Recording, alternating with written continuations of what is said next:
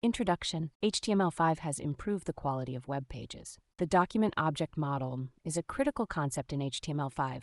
What is HTML DOM? The HTML DOM is a standard for interacting with HTML elements. It represents the structure of a document and allows manipulation of its content and visual presentation. Understanding HTML DOM structure. DOM represents a document with a tree-like structure, with each branch ending in a node. Each node contains objects. The top node is known as the document node. Nodes under the document node represent elements, attributes, and text. Example of DOM structure. A simple HTML document is represented in a tree-like DOM structure.